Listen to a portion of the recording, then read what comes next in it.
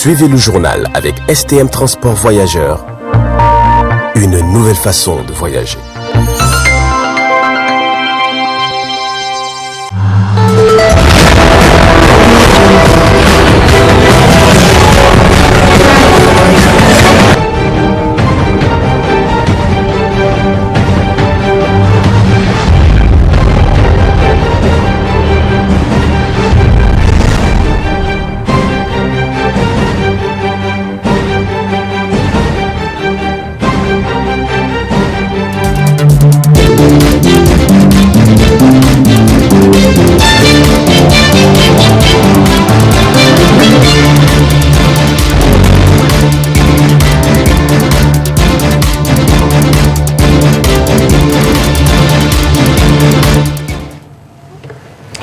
Monsieur Rama, bonsoir et bienvenue à cette édition d'information sur Tambra Télévision de ce mercredi 18 mai 2022. Célébration ce jour 18 mai 2022 au Musée national Bobo Hama de Niamey de la 45e édition de la Journée internationale des musées. Et c'était sous le haut patronage du ministre du Tourisme et de l'Artisanat. Plus de précisions avec Moubarak Yakouba. Célébré le 18 mai de chaque année depuis 1977, le Conseil international des musées ICOM organise à l'occasion de la Journée internationale des musées un événement qui représente un moment unique pour la communauté muséale internationale. La Journée internationale des musées a pour objectif de sensibiliser la société civile au fait que les musées sont un moyen important d'échange culturel, d'enrichissement culturel et d'encourager la coopération de paix entre le peuple. Le thème retenu pour cette 45e édition est le pouvoir des musées. Qui dit pouvoir dit quoi? Parce qu'on a parlé tout à l'heure, quand vous voyez rien qu'au musée national, le musée qui a reconstitué les Jardins des Nations, là où il a représenté jusqu'à 52 drapeaux africains, vous voyez, c'est un rôle du musée de la diplomatie. Là où vous voyez par exemple la participation du rôle du musée de l'éducation nationale, parce que le musée est devenu, si vous voulez, une sorte de tribune qui permet de lier la théorie à la pratique. À l'école, on enseigne une connaissance livresque, mais au musée, c'est la pratique. Vous avez vu comment ici les étudiants de l'IMIC, vous avez vu comment les étudiants des primaires qui viennent ici, parce que tout simplement, ils ont eu des cours à l'école, mais il y a un terrain, là où appliquer, c'est le musée. Ils viennent, et c'est cette, si vous voulez, interdisciplinarité qui permet au musée d'être une institution valable, une institution redoutable qui mérite respect de toutes les couches de société. Et je reviens, quand on dit musée, le musée d'abord c'est quoi? D'abord, il faut un musée qui soit ouvert d'abord au public. Quand vous avez un cabinet de curiosité qui est chez vous, là où personne n'accède, ce n'est pas un musée. Pour qu'il y ait un musée, il faut qu'il y ait les 4 paramètres, c'est-à-dire il faut qu'il y ait les personnels, il faut qu'il y ait les collections, il faut qu'il y ait les visiteurs et il faut qu'il y ait les bâtiments. Voilà, c'est les parts. Donc tous les musées que j'ai cités, et en tout cas à travers le monde, j'ai cité, aujourd'hui on peut être à 200 000 musées à travers le monde. Rien que les États-Unis, ils ont 3 000 musées, à eux seuls. Et ça, je ne parle de musées, pas de musées en fait qui ne sont pas ouverts à l'ICOM, mais de musées qui adhèrent à l'ICOM. Et chez eux, parlement à ça, et ils ont jusqu'à 15 000 membres. C'est-à-dire qu'ils ont des tiers de notre effectif au niveau international. Le musée national est un lieu incomparable. Il nous renseigne sur notre passé et ouvre notre esprit à de nouvelles idées. Avec les créations des objets artisanaux destinés à la vente, dans ce lieu, le musée est un réseau économique et touristique. Les étapes pour construire un avenir meilleur, d'où l'importance de la célébration de cette journée à travers le monde.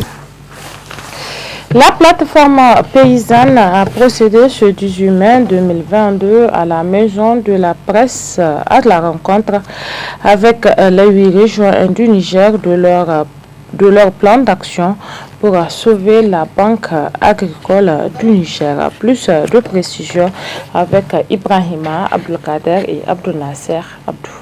Partager avec toute la population nigérienne le rapport de la mission d'information par rapport au financement de l'agriculture du Niger. Tel était le but de cette conférence de presse du cadre de concertation paysanne.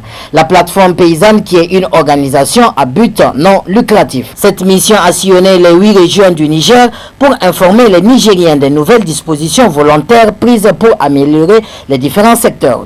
La Banque agricole du Niger, Bagri, ainsi créée, est donc actuellement la seule et unique banque nationale du Niger. Il est important de souligner cela pour que l'opinion nationale nigérienne comprenne que la Bagri est leur banque et pour ne pas dire leur propriété.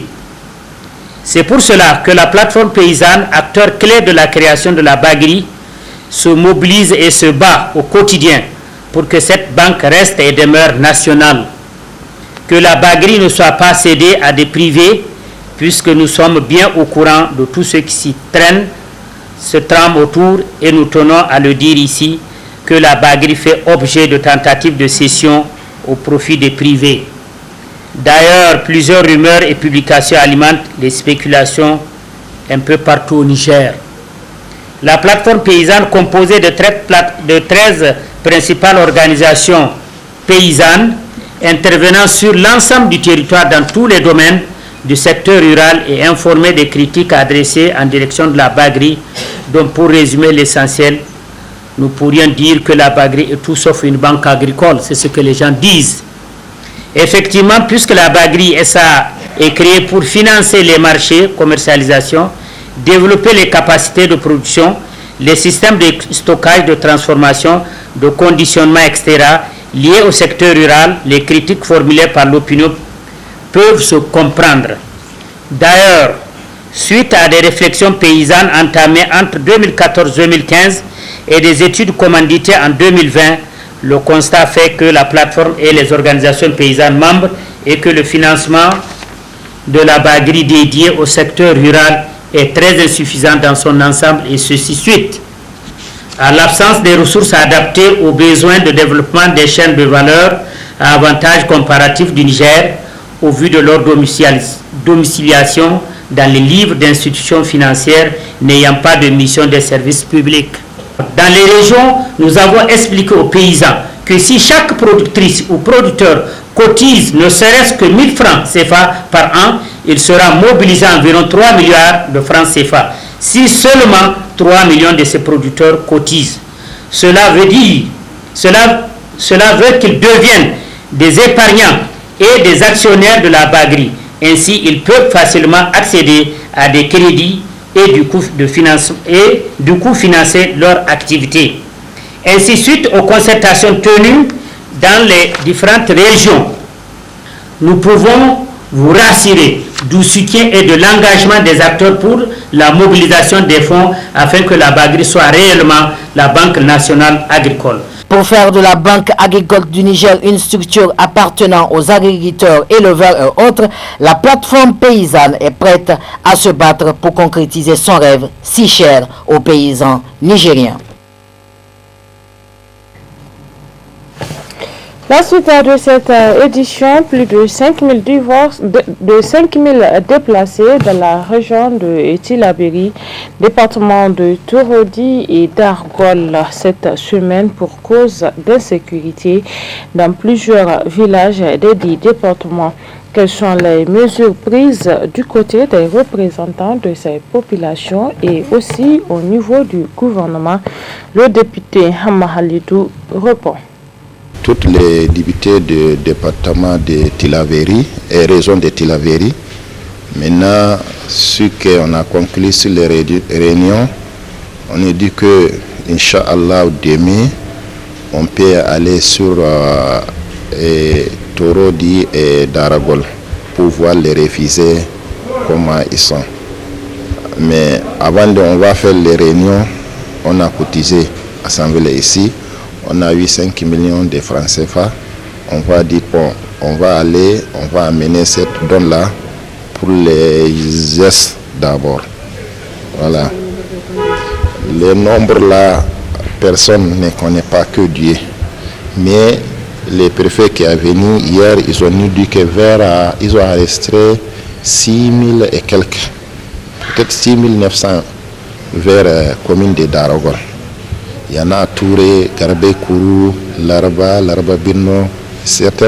C'est beaucoup de villages desquels ils sont partis. Mais le nombre là, ça trouve à Samira.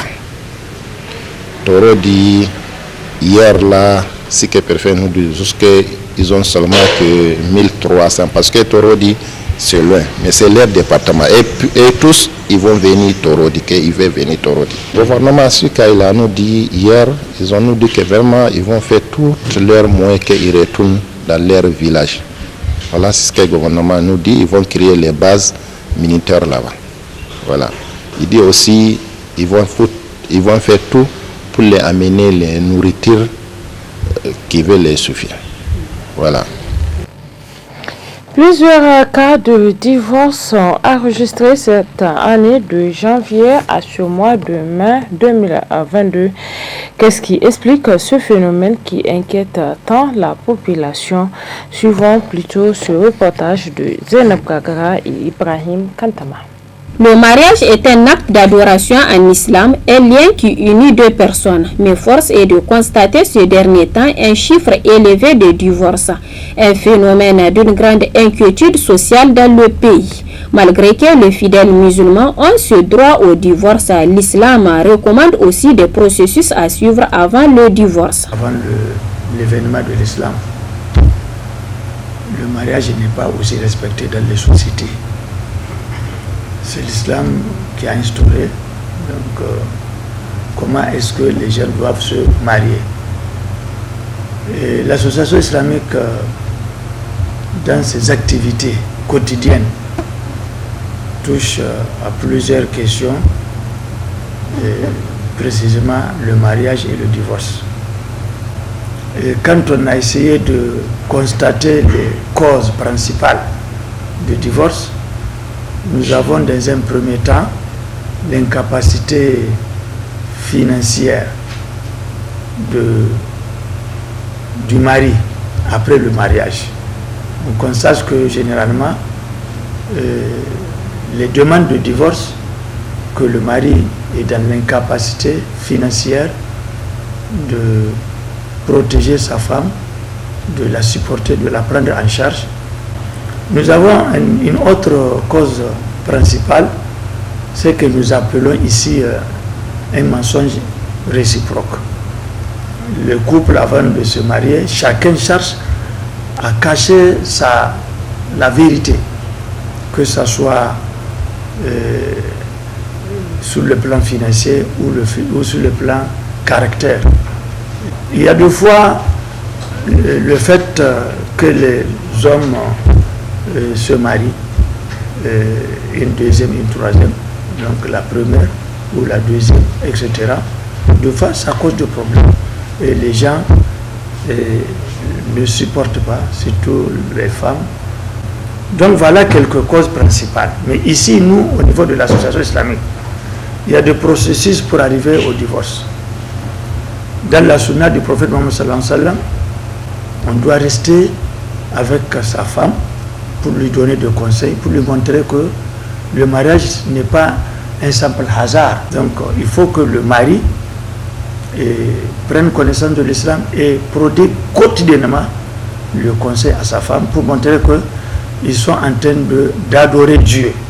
Au cas où les conseils quotidiens ne donnent pas de résultats, on demande au mari de ne pas partager le lit avec sa femme pour un moment. Ne doit pas dépasser 3 jours, afin que la femme sache qu'il y a un problème et qu'elle doit régler ce problème. Et si cela ne suffit pas, on demande au mari de corriger sa femme légèrement. Ce n'est pas des grandes frappes qui font couler du sang, c'est une manière de montrer à la femme que le mari n'est pas content et que la situation doit trouver une solution. Cette étape ne suffit pas aussi faire recours au dialogue entre les délégués de deux époux qui vont écouter, qui vont essayer de trouver une solution pour la question du mariage avant même le divorce. Le secrétaire général de l'Association islamique du Niger est revenu aussi sur le taux de divorce enregistré à l'Association islamique du Niger de 2018 à 2022. En 2018, nous avons enregistré 962 cas de divorce en 2018. En 2019, nous avons enregistré 858 cas. En 2020, nous avons enregistré 905 cas. Et en 2021, nous avons enregistré malheureusement plus de 3048 cas. Et en 2022, nous sommes au mois de mai 2022, ça tourne autour de 600 et quelques cas. À noter que les 600 divorces enregistrés par l'Association islamique du Niger sont ceux de Niamey ainsi que de l'intérieur du pays enregistrés par l'Association islamique du Niger de janvier 2022 en ce mois de mai 2022. Un mot de santé dans cette édition, donner le sein, sauver des vies selon l'OMS. Allaiter à la demande jour et nuit sans complément d'eau ni d'autres aliments permettrait d'endiguer la mortalité néonatale et infantile. Quelle est l'importance de l'allaitement exclusif? Quand arrêter l'allaitement, quelle est sa conséquence? Réponse à toutes ces questions avec le nutritionniste Abdulrazak Bello. L'allaitement exclusif, c'est une pratique aujourd'hui qui est considérée par l'OMS comme une pratique fondamentale. Elle est fondamentale parce que, en ce sens que la pratique de l'allaitement maternel exclusif a un effet positif sur l'amélioration de l'état de santé de la mère, sur l'amélioration de l'état de santé de l'enfant, mais également sur l'économie du ménage. Donc c'est une pratique, comme je l'ai dit, qui est très efficace et on a remarqué que les enfants qui bénéficient de l'allaitement maternel exclusif, ce sont généralement des enfants bien portants. Les enfants qui bénéficient de l'allaitement maternel exclusif, ce sont des enfants qui généralement ont une évolution de poids, ont une croissance vraiment qui se passe de sa façon correcte, et il est très difficile d'avoir des cas de malnutrition lorsque l'enfant bénéficie de l'allaitement maternel exclusif. Maintenant, pourquoi est-ce que l'allaitement maternel exclusif est important? C'est premièrement de par la composition du lait maternel, parce que le lait maternel contient des éléments nutritifs, tout ce dont l'enfant a besoin.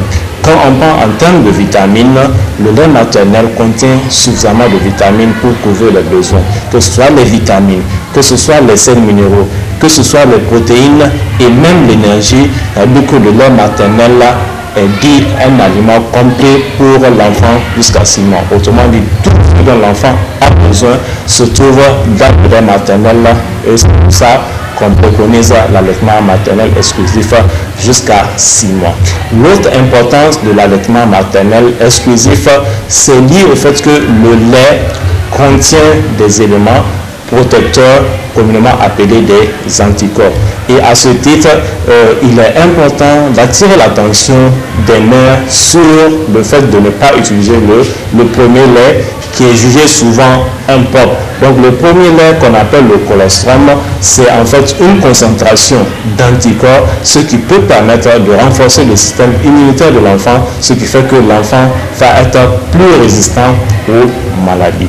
L'autre avantage de l'allaitement maternel exclusif lié au lait maternel, c'est que le lait maternel, c'est un lait de bonne qualité hygiénique. Il n'y a pas de germes pathogènes dans le lait maternel, il n'y a pas d'éléments susceptibles d'entraîner une intoxication alimentaire, et c'est un lait qui, comme on dit, qui ne tourne pas, c'est un lait qui ne se gâte pas. Le lait maternel, il reste intact, et cela n'a aucune influence sur la santé de l'enfant. Également, comme je l'ai dit, la pratique de l'allaitement maternel a une influence non seulement sur la santé de l'enfant, avec tous les éléments que je viens d'évoquer par rapport à sa composition, par rapport au fait que le lait maternel peut avoir un effet sur la croissance, sur la santé. Maintenant, l'allaitement maternel exclusif peut également avoir un effet sur la santé de la mère. On a remarqué par exemple, lorsque il y a une pratique qui est conseillée, c'est-à-dire que c'est l'initiation à l'allaitement dans la première heure qui suit l'accouchement. Donc lorsqu'on fait l'initiation dans la première heure qui suit l'accouchement, ça a un effet positif sur l'amélioration de la santé de la mère, parce que c'est un facteur qui peut favoriser l'expulsion du placenta. Donc ça c'est un effet positif parce qu'on sait qu'on a fait le lien également entre cette pratique de l'allaitement maternel exclusif de façon prompte et certains cancers, notamment le cancer de l'utérus. Donc ça a un effet sur la santé de la mère. Et c'est sur cette page de santé que se referme cette édition d'information. Merci à vous de l'avoir suivi. Passez d'excellents moments en compagnie de nos programmes.